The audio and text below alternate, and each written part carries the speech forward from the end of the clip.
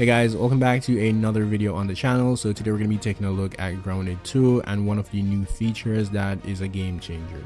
So Grounded 2 is shaping up to be way more than just a sequel, and today we're diving into one of the coolest new features that honestly is going to change everything, and that is the buggy system.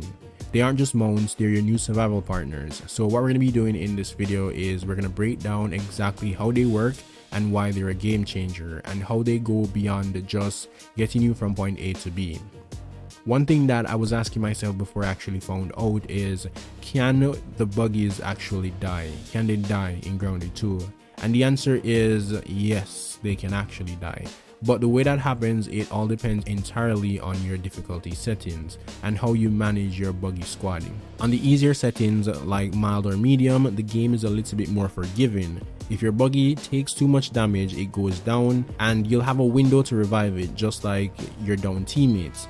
But if you don't manage to save it in time, it doesn't die permanently. Instead, it returns to the nest for rest and cooldown for a few in-game hours. That means you'll be without it for a while. You'll need to rely on backup buggies or on foot, but you won't lose your companion forever. However, if you're the kind of player who cranks the difficulties all the way up, brace yourself. On the hardcore mode or the highest difficulty, permadeath is real. If your buggy goes down and you don't save it, it's gone. No nest recovery, no second chances. Gone. That adds a whole new level of tension and strategy. You're not just managing your gear and health, you're managing your team of living mounts. Suddenly, names like Tanky or Parker carry real emotional weight. And if you lose your favorite mount, there's no way of getting it back unless you rebuild it from scratch. So in Grounded 2, buggies aren't just for riding and looking cool. They're actually very integrated in the survival system of the game. From day one, the devs made it clear they didn't want to just throw in a mount because it is expected in a sequel. Instead, they made sure that the buggy system interacts with every single part of your survival gameplay. Movement, combat, gathering, building, crafting, and even exploration. Let's talk about movement first, and then we go into the rest of them. Yes, buggies let you travel faster, but that's not what matters. It's where and how. The Red Ant Soldier buggy feels like an all-terrain vehicle built for crawling over roads, navigating tunnels, and even going into ant hill without triggering aggression from other ants. We will talk about that a little bit more in the video. Now here's where things get really crazy. You can do almost everything while mounted. Instead of stopping, chopping, and picking up blades of grass manually, just mow through it and activate gather mode. The buggy vacuums up everything off the ground like a leaf blower. If you spend hours in Grounded 1 doing tedious collection runs, this feature is a dream. You're not just riding passively, you can actually fight on the buggy, swinging weapons or using ranged attacks without dismounting. That means you can stay mobile, keep your buggy between you and danger, and stay in control of the fight.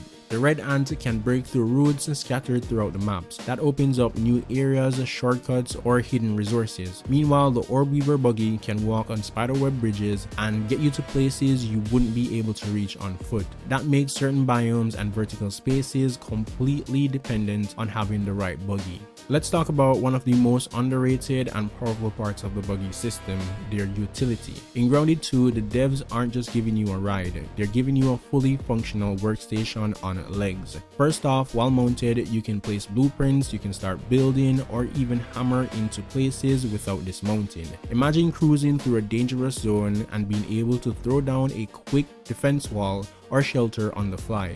No need to stop or expose yourself.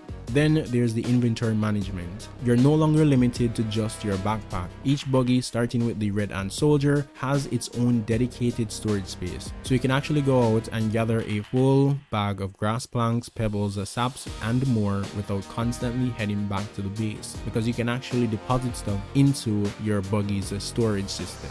You can even eat, drink, craft while riding. That's survival convenience at its finest. No more standing still trying to swap gear mid-combat or scavenging for food while something's chasing you. You're staying mobile, staying alive, and staying productive. And let's not overlook the quality of life impact. No more frantically switching menus, trying to juggle what to drop or what to keep because you're overloaded. Just dump extra materials into your buggy and keep going. This turns the buggy into way more than just a travel tool. It's a moving operation hub that supports the way you play, whether you're building, gathering, exploring, or surviving long-term out in the field.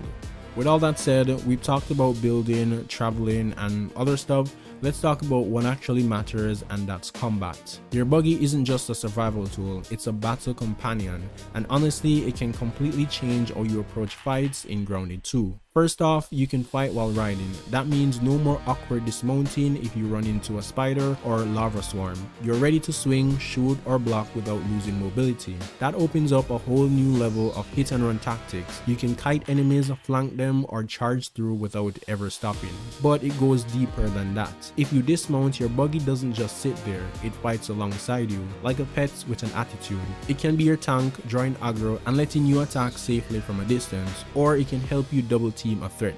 And get this, each buggy has its own unique combat behavior depending on its type. Let's talk about the Red Ant Soldier. A durable frontliner, it's great for helping you hold ground, especially in chaotic group fights. If you're exploring a new biome or clearing hostile, having it take hits while you focus on DPS is a lifesaver. The Orb-Weaver Spider, this is a late game brawler. It doesn't help with chores. It's built for pure aggression. It's web-based special attacks, fear-inducing roar, and it's like a truck. You bring this when you're trying to dominate a boss fight or clearing dangerous zones quickly. So whether you're using your buggy as a shield, a damage dealer, or flanking partner, it opens up strategic depths never seen in Grounded before. Each buggy in Grounded 2 isn't just a skin swap, they're specialized companions with unique perks, abilities, and travel mechanics that completely changes how you move through the world and tackle challenges. Let's break down the 2 confirmed buggies you can get so far, the Red Ant Soldier and the Orb-Weaver Spider, and how their roles go way beyond transportation. The Red Ant Soldier buggy, the all-purpose utility beast. This is your starter buggy and it's built like a survivalist Swiss Army knife. The Red Ant buggy is a general purpose ride that supports you in combat, building, gathering, and exploration.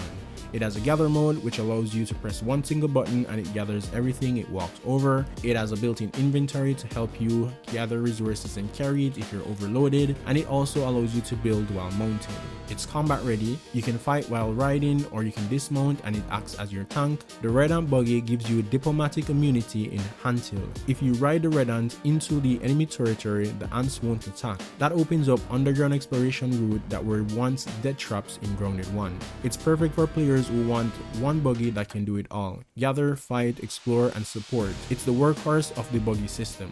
Now let's take a look at the Orb-Weaver Spider, a combat focused buggy you unlock deeper into the game. This spider buggy doesn't help you with gathering or build. It's not here to do chores, it's here to wreck stuff. It has special attacks, which allows it to shoot web and entangle enemy, roar and stun or terrify nearby bugs, and deal massive damage. It can also walk on web bridge, giving you access to hard to reach places, especially vertical areas or late game zones.